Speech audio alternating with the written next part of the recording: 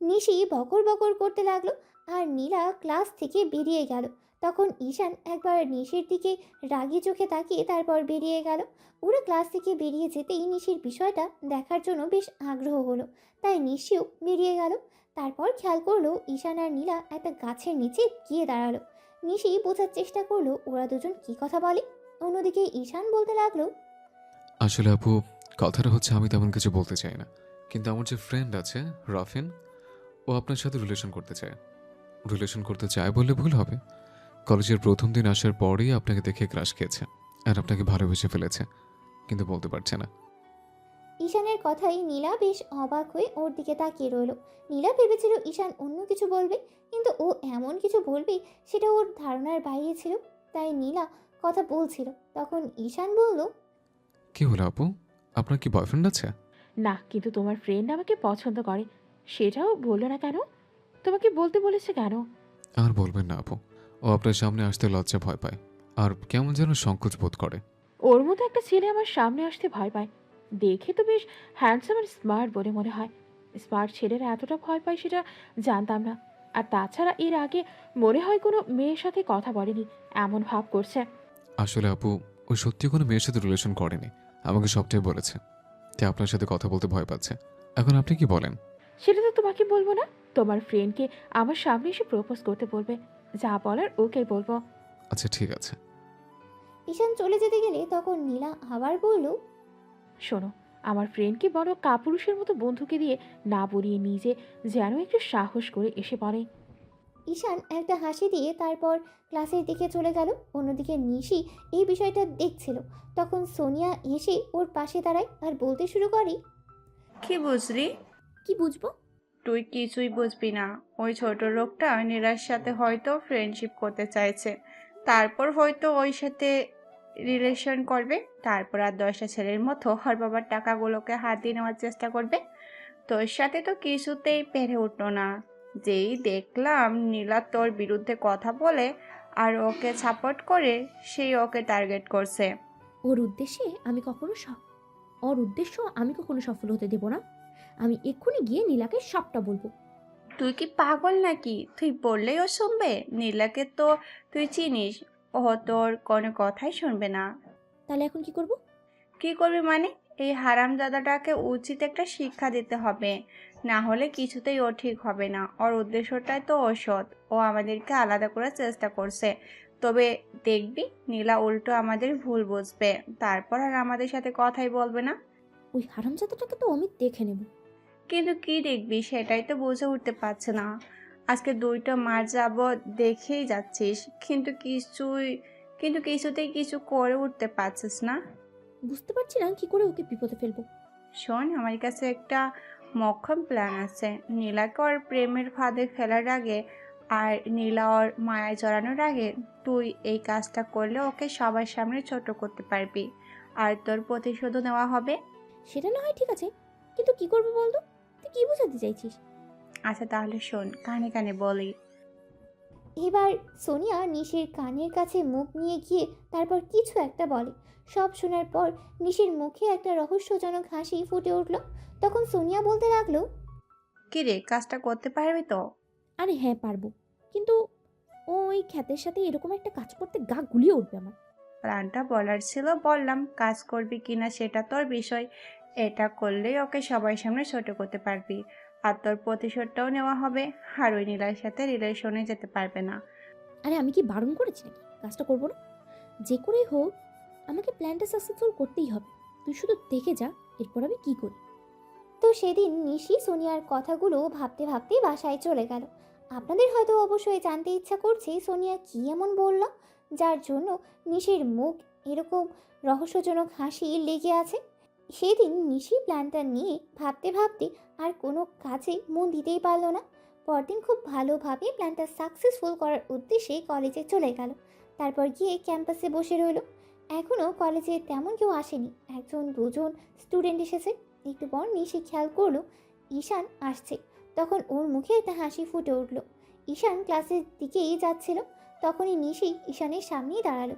ওকে দেখে ঈশান একটুও অবাক হলো না, কারণ নিশির কাজই হচ্ছে ঈশানকে ছোট করা। তাই ও পাশ কাটিয়ে চলে যেতে গেলেই নিশি আবার ওর সামনে এসে দাঁড়ালো। তখন ঈশান বলল, কি সমস্যা তোমার? এভাবে পথ আটকে দাঁড়াচ্ছ কেন? আজকে আবার তোমার কোন পাকা ধানে মই দিলাম? তুমি এভাবে কথা বলো কেন সবসময় আমার সাথে? একটু ভালোভাবে কথা বলতে পারো না? হঠাৎ আজকে তোমার কি হয়েছে বলো তো? এরকম আজব বিহেভ কেন করছো? এত মিষ্টি সুরে কথা বলছো? নিশ্চয়ই কোনো গন্ডগোল আছে, কারণ তোমাকে আমি হাড়ে হাড়ে চিনি। এক্ষুনি আমার চোখের সামনে থেকে সরো। আরে বাবা, এত রাগ করলে কি হয়? আমি বুঝতে পারছি তুমি আমার সাথে কথা বলতে চাইছো না, কিন্তু দেখো, আমি এতদিন যা করেছি সেটা অন্যায় করেছি। আমি বুঝতে পারছি আমি তোমার সাথে কতটা বাজে বিহেভ করেছি। তুমি ঠিকই বলেছিলে, গরিবদের সাথে বাজে বিহেভ করলে তাদের খারাপ লাগে। দেখো, আমি ওইসব কিছু ভুলে যেতে চাই। তুমি প্লিজ আমাকে মাফ করে দাও, আর আমাকে তোমার বন্ধু বানিয়ে নাও। নিশির কথায় যেন ঈশান আকাশ থেকে পড়ল। তাই হতবাক হয়ে ওর মুখের দিকে তাকিয়ে রইল। তখন নিশি আবার বলল, কি হলো, তুমি এভাবে তাকিয়ে আছো কেন?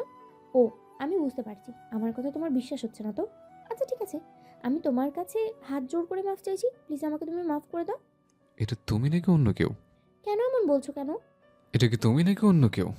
যে মেয়ে কিনা আমাকে দু চোখে সহ্য করতে পারতো না, যার কিনা আমাকে দেখলে মনে হতো আমার গা থেকে গন্ধ বেরোচ্ছে, এখন সে আমার সামনে দাঁড়িয়ে এসব কথা বলছে। ব্যাপারটা কেমন গল্পের গরু গাছে ওঠার মতো হয়ে গেল না? দেখো, কোনো নাটক করে লাভ হবে না, আর আমাকেও তোমার মায়ে ফেলতে পারবে না। আমি তোমাকে কখনো মাফ করবো না। ঈশান, আমি জানি তুমি আমার উপরে কতটা রেগে আছো। আমি তোমার সাথে যেভাবে বিহেভটা করেছি তার জন্য অনেক অনেক সরি। প্লিজ তুমি আমাকে মাফ করে দাও, আর আমাকে তোমার বন্ধু বানিয়ে নাও। মাফ তো আবার তোমাকে, আর বন্ধুত্ব সেটা কি তুমি বলছো? দেখো, এসব নাটক করে কোনো লাভ হবে না, আমার সামনে থেকে সরে যাও। ঈশান নিশির পাশ কাটিয়ে চলে যেতে গেলে এবার নিশি যেটা করলো সেটার জন্য ঈশানের যেন মনে হচ্ছিল ও যেন স্বপ্ন দেখছে। নিশি হঠাৎ করে ঈশানের একটা হাত ধরলো। সাথে সাথে ঈশান ওর দিকে তাকাতেই নিশি একটু অসহায় দৃষ্টিতে ওর দিকে তাকিয়ে তারপর একটা মায়াময়ী কণ্ঠে বলল, প্লিজ ঈশান, আমার উপরে রাগ করে থেকো না। আমি জানি তুমি আমার উপরে কতটা রাগ করে আছো। প্লিজ তুমি এভাবে বলো না। আমি বুঝতে পারছি তুমি কতটা কষ্ট পেয়েছো। সত্যি বলছি, আমি ভালো হয়ে যেতে চাই। আমি ওসব কথা ভুলে যেতে চাই। যাদের সাথে আমি এমনটা করেছি সবাইকে আমি সরি বলে দেবো। প্রথমে তোমার কাছেই বলছি এই জন্যই, কারণ তোমার সাথে আমি অনেক বেশি অন্যায় করে ফেলেছি। প্লিজ তুমি আমাকে মাফ করে দাও। এবার ঈশান নিশির মুখের দিকে তাকিয়ে রইল। আসলে ওর মুখে এতটাই মায়া যে ভর করেছিল, যার জন্য ঈশান মুহূর্তের মধ্যেই কেমন যেন সব কিছু ভুলে যাচ্ছিল। তারপর আবার হঠাৎ করে ওর করা ব্যবহারের কথা মনে পড়তেই ঈশান এক ঝটকায় নিজের হাতটা ছাড়িয়ে নিয়ে বলল, তোমার চোখের ভাষা বলে দিয়েছে তুমি নাটক করছো। নতুন কোনো নাটক করে আমাকে বিপদে ফেলার চেষ্টা করছো। দেখো, এসব করে কোনো লাভ হবে না। আমি তোমার মায়ে কখনো পড়বো না। প্লিজ ঈশান, আমাকে একটাবার সুযোগ দাও সবটা শুধরে নেওয়ার। আমি কখনো আর এরকম বাজে বিহেভ করবো না তোমার সাথে। তোমার সাথে কেন, আর কারোর সাথেই আমি এরকম করবো না। প্লিজ আমাকে মাফ করে দাও, আর তোমার বন্ধু বানিয়ে নাও। ইম্পসিবল। তোমার সাথে এমনটা করলে তুমি আমাকে মাফ করতে পারতে না। দেখো, নিজের কাজে যাও আর প্রতিদিন যেটা করো সেটাই করো। 2 দিন পর তোমার আবার মতিভ্রমটা ঠিক হয়ে যাবে, তখন আমার যেমনটা ছিল তেমনটাই করবে। এখন এসব নাটক বাদ দিয়ে আমার সামনে থেকে সরে যাও।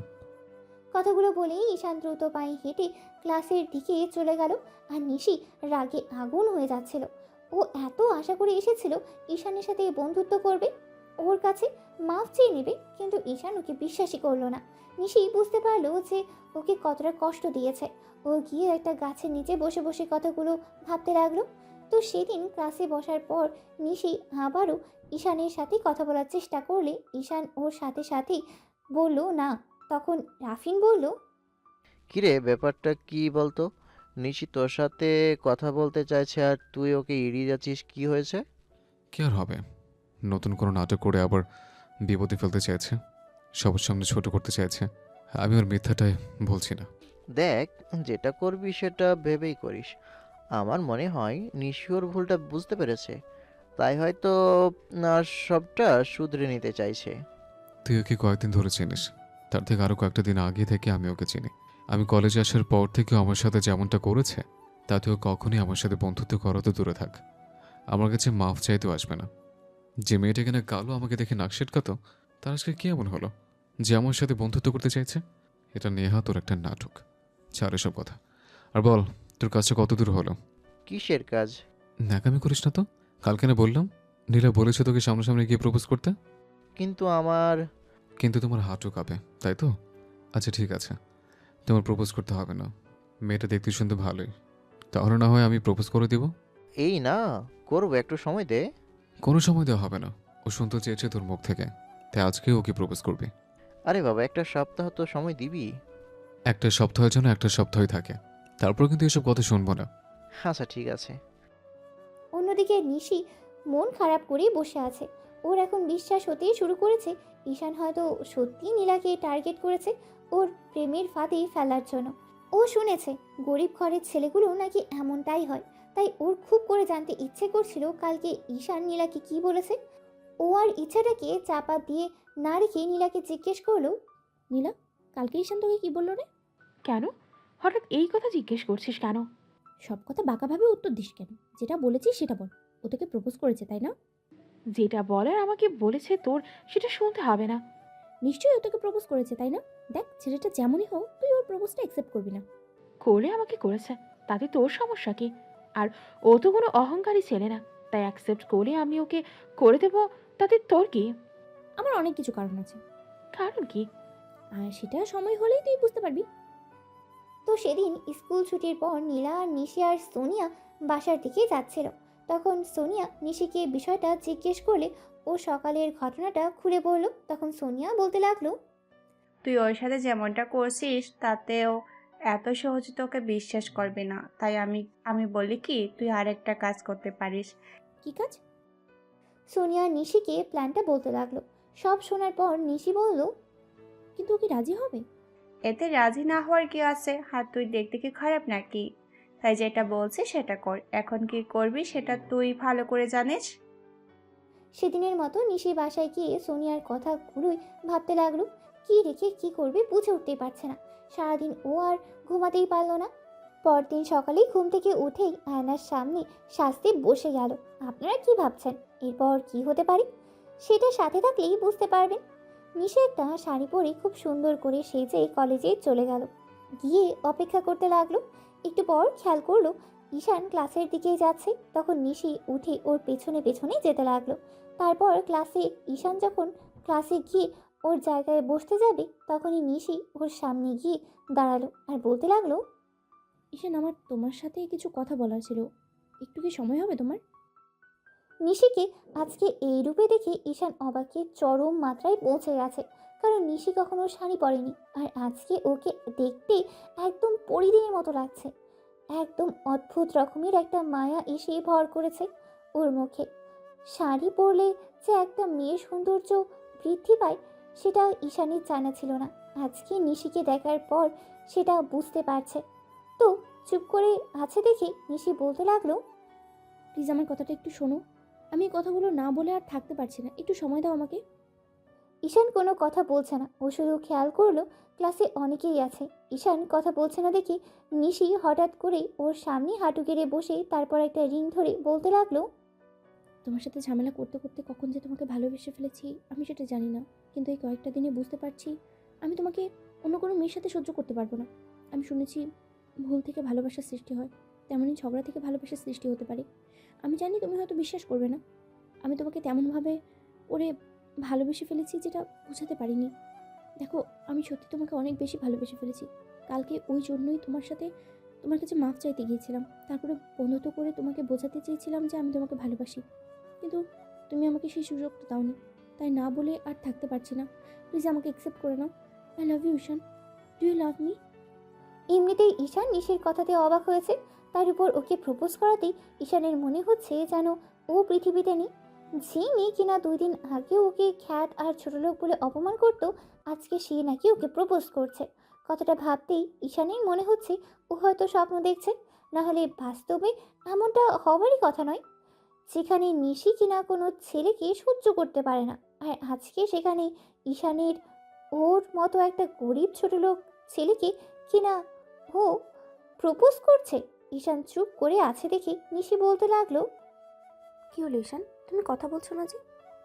ঈশান নিশির কথায় একটা তাচ্ছিলের হাসি দিয়ে বলল, তুমি ঠিক আছো তো নাকি? তোমার মাথা খারাপ হয়েছে? তুমি কি বলছো বুঝতে পারছো? ঈশান, আমি ঠিক আছি, আমি উল্টোপাল্টা কিচ্ছু বলিনি। আর এও বুঝতে পারছি আমার কথা তোমার বিশ্বাস হচ্ছে না, তাই তো? আচ্ছা তুমি বলো, তোমাকে ভালোবাসি এটা প্রমাণ করার জন্য আমাকে কি করতে হবে? তোমাকে কিছুই করতে হবে না। আমি খুব ভালো করে জানি তুমি আজকে নতুন একটা নাটক করে আমাকে আবার সবার সামনে ছোট করতে চাইছো। দেখো, আমি জানি তোমাদের এই মায়াটা হচ্ছে সবচেয়ে বড় হাতিয়ার। ছেলেদেরকে মিষ্টি মিষ্টি কথা বলে নিজেদের প্রেমের ফাঁদে ফেলবে, তারপর কিছুদিন পর ধোঁকা দিয়ে চলে যাবে। এটাই তো। সেটা যদি ভেবে থাকো তাহলে সেটা ভুল। আমি ওরকম ছেলে না যে তোমার মায়ায় পড়ে যাবে। তাই ভালোই ভালো এখান থেকে চলে যাও, কারণ এসব নাটক আমার সামনে করে কোনো লাভ হবে না। প্লিজ ঈশান, আমার কথাটা একটু শোনো। আমি বলছি আমি নাটক করছি না। তোমাকে বিশ্বাস করানোর জন্য আমাকে কি করতে হবে বলো? দেখো, কান্নাকাটি কিংবা সুইসাইড করার চেষ্টা করে কোনো লাভ হবে না।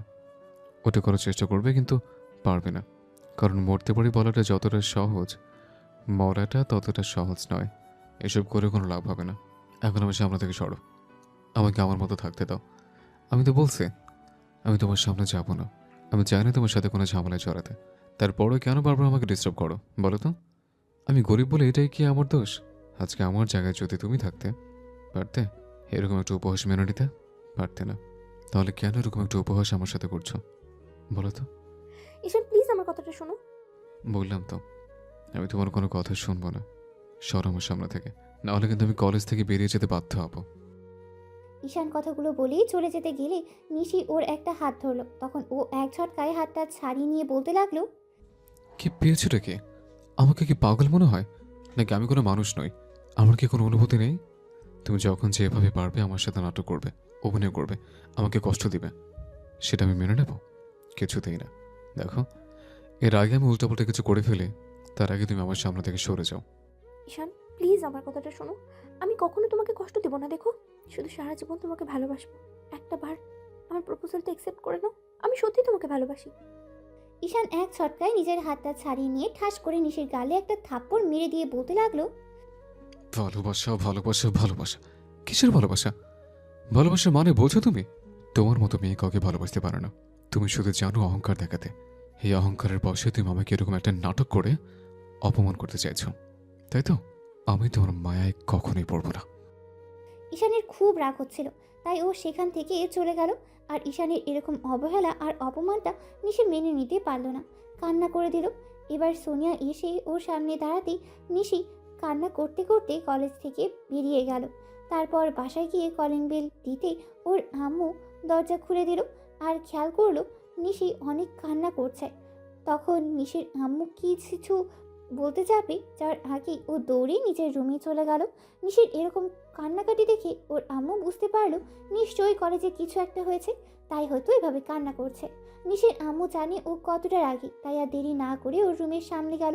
গিয়ে দেখলো নিশি রুমের দরজা আটকে দিয়ে ফুপিয়ে ফুপিয়ে কান্না করছে আর কি যেন বলছে।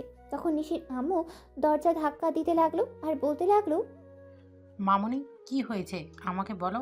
তুমি এভাবে কান্না করছো কেন? নিশ্চয়ই কিছু হয়েছে। আমাকে বলো কে কি বলেছে, আমি সব ঠিক করে দেব। তাও প্লিজ দরজা খোলো। দেখো উল্টোপাল্টা কিছু করো না। কিচ্ছু ঠিক হবে না। ওর কত বড় সাহস আমাকে সবার সামনে অপমান করে, আমার প্রপোজালটা রিজেক্ট করে দেয়। আমি আজকে কিছুতেই শান্ত হব না।